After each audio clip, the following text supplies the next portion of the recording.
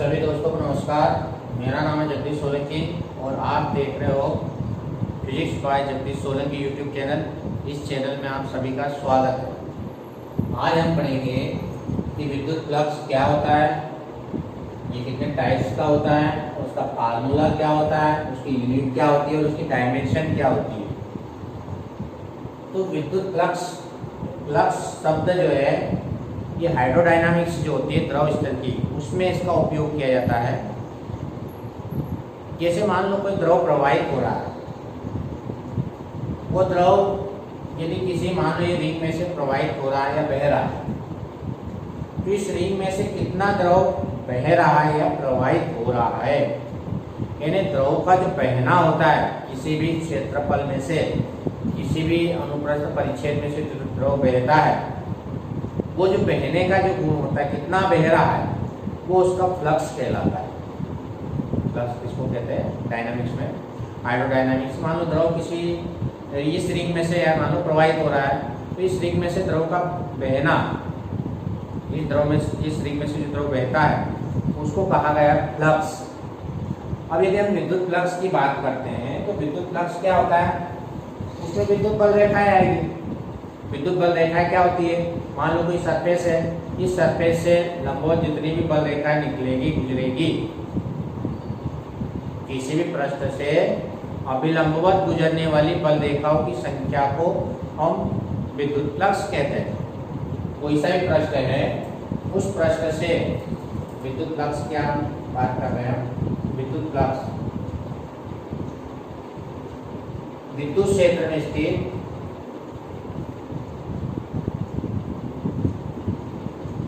किसी पृष्ठ से अभिलंबवत मतलब तल के लंबवत, अभिलंबवत गुजरने वाली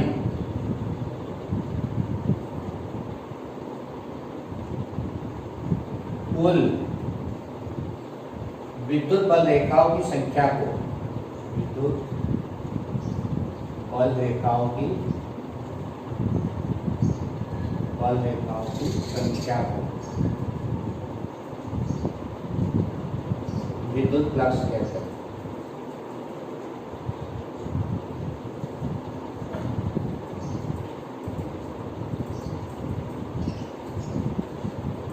मान लो कि हमारे पास कोई तल है, पृष्ठ है, सरफेस है, उस सरफेस से इसमें बल रेखा आ रही है।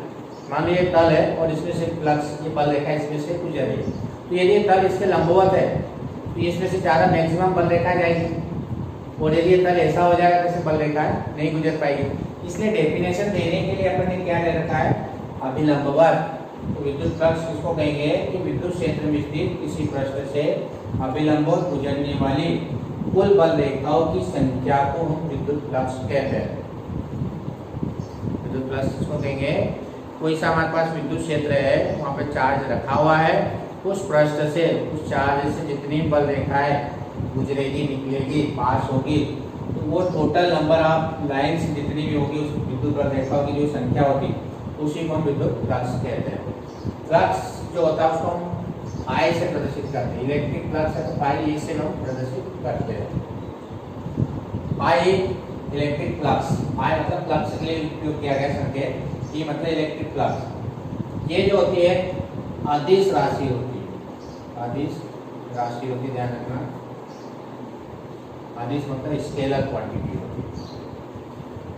अब फ्लक्स जो होता है दो प्रकार का होता है। एक होता है धनात्मक विद्युत फ्लक्स, पॉजिटिव,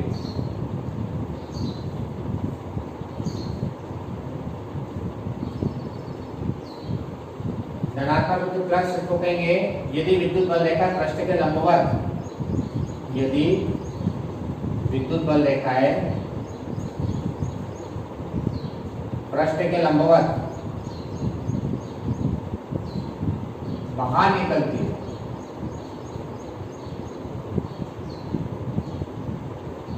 तो उसको हम बोलेंगे धनात्मक विद्युत फ्लक्स। और ऋणात्मक विद्युत फ्लक्स इसको कहेंगे नेगेटिव इलेक्ट्रिक फ्लक्स।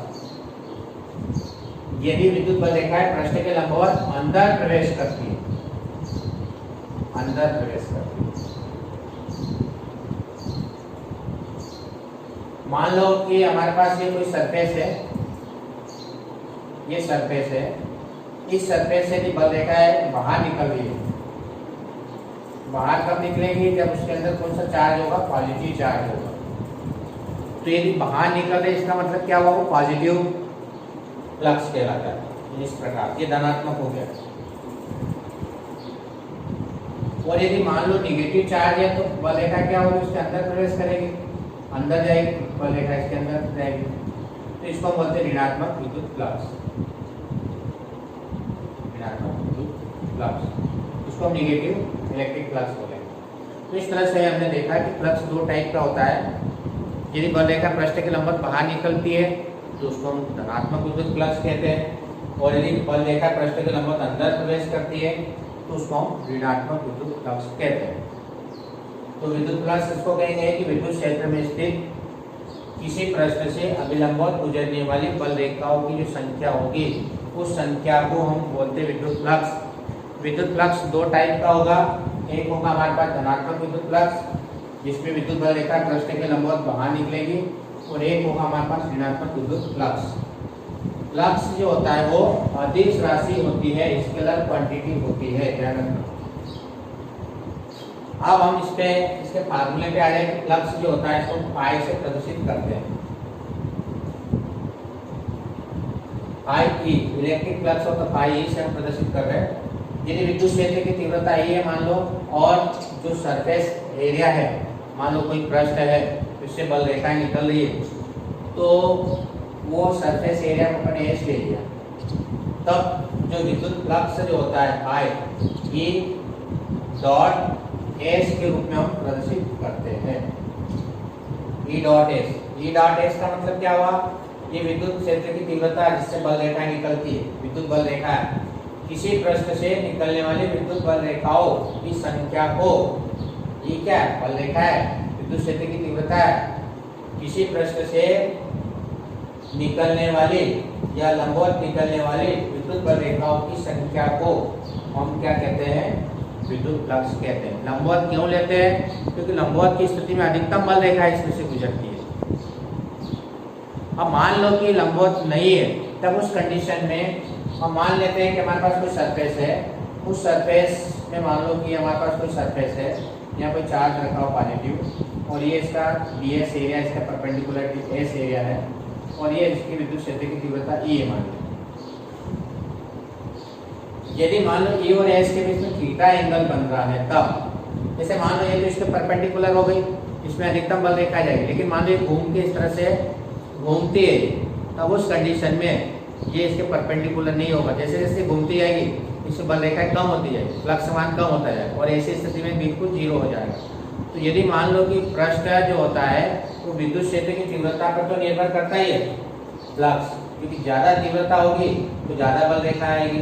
दूसरा क्षेत्रफल एरिया यदि ज़्यादा होगा तो स्वाभाविक है तो इसमें से ज़्यादा फ्लक्स गुजरेगा, बल रेखा की संख्या भी ज़्यादा गुजरेगी। तीसरा यदि इसका एंगल कोण, यदि पृष्ठ और इसमें से गुजर रही बल रेखा है उनके बीच का जो कोण होता है वो यदि चेंज होता है एंगल, तो भी हमारे पास में क्या होगा? फाई का मान चेंज हो जाएगा। यानी फाई का मान कितने कारकों पर निर्भर करेगा? एक विद्युत क्षेत्र की तीव्रता, एक हमारे पास सरफेस पृष्ठ, और तीसरा इनके बीच जो एंगल बनता है इस एंगल पर भी डिपेंड करेगा। अब इस एंगल का मान यदि अधिकतम है 90 डिग्री, तब उस स्थिति में हमारे पास में क्या आ जाएगा? यदि डॉट हटाते हैं तब इस स्थिति में फाई इक्वल टू क्या आ जाएगा हमारे पास? E S cos theta. जब भी वेक्टर प्रोडक्ट होता है तो उसमें क्रॉस लगाया जाता है, और स्केलर प्रोडक्ट होता है उसमें डॉट लगाया जाता है। ये हमने पिछली क्लास में पढ़ा सदिश में। तो कॉस थीटा जो है डॉट हटाते हैं तो कॉस थीटा लगता है। थीटा क्या है? ई और एस के बीच का जो एंगल होता है वो एंगल होता है। तो कहने का मतलब ये है कि फ्लक्स जो होता है विद्युत क्षेत्र की तीव्रता ई पर निर्भर करेगा, एरिया पर निर्भर करेगा, और एरिया और जो बल रेखा निकल रही ई उनके बीच जो एंगल बनता है उस पर भी डिपेंड करता है। तो इस प्रकार से हमने देखा कि इसका जो फार्मूला होता है phi equal to E S cos theta होता है। ये total S cap total area इसका है, ध्यान रखना। अब यहाँ पे यदि मान लो कि केस फर्स्ट में यदि मान लो हमारे पास थीटा इक्वल टू 0 डिग्री, तब आई इक्वल टू कितना आ जाएगा, ई एस का 0 की वैल्यू 1 होती है, ई एस ये अधिकतम होता है, यानी ये इस तरह से हो जाए। हमारे पास में जो होता है ये क्रस्ट है और ये हमारे पास कोई जिससे गुजर रहा फ्लक्स वो है, इससे बल रेखा निकल विद्युत क्षेत्र है जिससे निकल रही है। यदि इस तरह से ये दोनों है, दोनों भी 0 डिग्री का एंगल बन रहा है, एक दूसरे के क्या है 0 डिग्री के एंगल बन रहा, मतलब एक दूसरे के लंबवत है, ये बल रेखा निकल रही है और ये पृष्ठ है, ये बल रेखा पृष्ठ के लंबवत यदि इस तरह से, तो क्या होगा इस समय जो होगा ये बल रेखा निकल रही है और ये पृष्ठ है हमारे पास, इस समय जो होगा ये 90 डिग्री का कोण मतलब लंबवत होगा। तो ऐसी कंडीशन में जब लंबवत होता है पृष्ठ तो उस समय फ्लक्स अनुपात अधिकतम होता है। सेकंड केस में यदि अपन देखें कि यदि थीटा इक्वल टू 90 डिग्री, तब फाई इक्वल टू कितना आ जाएगा, E S cos 90 degree. cos 90 degree का मतलब क्या हुआ, ये हमारे पास ऐसा हो गया सरफेस जो निकल रही बल रेखा है और ये पृष्ठ जो होता है इस तरह से हो गया, दोनों एक दूसरे के क्या हो गए पैरेलल हो गए, बल रेखा ऐसे जा रही है, ये भी ऐसा हो गया। ऐसी कंडीशन में हमारे पास में जो होगा यदि ये एक दूसरे के समांतर यदि हो जाते हैं, समांतर कंडीशन, तब उस कंडीशन में phi equal to cos 90 degree का वैल्यू कितनी होती है 0, तो फाई इक्वल टू हो जाएगा 0 डिग्री, यानी न्यूनतम फ्लक्स होगा। यदि बल रेखा निकल रही है और अपने सरफेस पे ऐसा कर दिया आड़ा, जिससे पानी इसमें से प्रवाहित नहीं होगा, इस प्रकार विद्युत बल रेखा भी इसमें से गुजरेगी नहीं, यदि इस प्रकार से यदि हमने रख दिया था, ऐसा रखेंगे तो अधिकतम हो जाएगा, पूरा फ्लक्स जाएगा, और यदि ऐसा रख दिया तो इसमें से कोई फ्लक्स पास नहीं होगा, गुजरेगा नहीं। तो ये दो कंडीशन है हमारे पास कि फ्लक्स कब अधिकतम होता है, यदि 90 डिग्री होगा तो उस कंडीशन में फ्लक्स जो होता है वो न्यूनतम होता है, और यदि 0 डिग्री होगा तो उस कंडीशन में जो होता है वो हमारे पास फ्लक्स जो होता है वो मैक्सिमम होता है। अब हम आ जाते हैं, यदि मान लो कि हमारे पास ये तो टोटल एरिया हमने ले लिया कि एस से हम रिप्रेजेंट कर रहे हैं, मान लो किसी छोटे से सरफेस एरिया की यदि अपन बात करते हैं, मान लो स्मॉल एरिया की बात करते हैं डीएस, मान लो कि इतना बड़ा पूरा एरिया ना लेते हैं, मान लो कि हमारे पास एक छोटा सा एरिया है, कोई भी पृष्ठ है, उस पृष्ठ का एक छोटा सा एरिया हमने ले लिया है कि हमारे पास एक पृष्ठ है, इस पृष्ठ में ये स्फीयर मतलब मान सकते हैं इसको, तो इसमें क्या है सब जगह वैल्यू विद्युत क्षेत्र की तीव्रता एक समान होगी, परंतु हो सकता है कि कोई ऐसा शेप हो जिसकी आकृति एक समान नहीं हो, तो भिन्न भिन्न बिंदु पर विद्युत क्षेत्र की तीव्रता अलग अलग हो सकती है। तो ऐसी कंडीशन में हम क्या करते हैं कि इतना बड़ा एरिया न लेते हुए क्या करते हैं, स्मॉल छोटा सा भाग ले लेते हैं, इसमें छोटा सा पार्ट ले लेते हैं, छोटा सा भाग ले लेते हैं। ऐसा करने से क्या होगा कि इस छोटे से भाग में जो विद्युत क्षेत्र की तीव्रता होगी उसको हम एक समान मान सकते हैं। एक समान मानने से क्या फायदा होगा कि विद्युत क्षेत्र की तीव्रता को हम आसानी से कैलकुलेट कर सकते हैं, उसको अपन आसानी से हल कर सकते हैं। लेकिन यदि तीव्रता अलग अलग होगी तो उसको हल करने में बहुत समस्या आएगी। अब यदि हमारे पास कोई छोटा सा एरिया ले लिया ds, तब उस कंडीशन में इलेक्ट्रिक फ्लक्स को अपन d फाई e से प्रदर्शित करते हैं, e dot s, e dot s की जगह ds लिखे, e dot ds, e dot dot हटाएंगे cos थीटा लगेगा, फिर वही यदि 90 डिग्री के एंगल होता है लंबवत तब उस कंडीशन में 0, और यदि 0 डिग्री होता है तो उस कंडीशन में हमारे पास क्या होता है, ये मान मैक्सिमम हो जाता है। अब यदि हम देखें कि अपने को टोटल निकालना, टोटल निकालने के लिए क्या करना पड़ेगा, इसका इंटीग्रेशन करना पड़ेगा। यदि टोटल फ्लक्स निकालना तो दोनों तरफ हम इंटीग्रेशन कर देंगे, ये सरफेस का पूरा क्लोज सरफेस मान लेते हैं ds। इस तरह से यदि हमारे पास छोटा सा यदि एरिया है उसमें से फ्लक्स निकालना हो तो d phi equal to E dot ds निकालेंगे। अब ds छोटा हम क्यों लेते हैं? क्योंकि ऐसी कंडीशन में विद्युत क्षेत्र की तीव्रता क्या हो जाती है? कांस्टेंट हो जाती है, नियत हो जाती है। इसको हम बाहर निकाल के ds के जो छोटे छोटे पार्ट ले रखे हैं, उसको सबको टोटल लगा के समाकलन को हम हल आसानी से कर सकते हैं। इसलिए हमने क्या किया है, एक छोटा सा पार्ट ले लिया। इस पार्ट पर, इस छोटे से भाग पर विद्युत क्षेत्र की तीव्रता होती है, एक समान होती है। तो एक समान करने के लिए हमने एक छोटा सा स्मॉल पार्ट लेके उसको सॉल्व कर लिया। इस तरह से हमने जो है इसका फार्मूला क्या होता है, pi equal to surface area, ये क्लोज सरफेस को बताता है।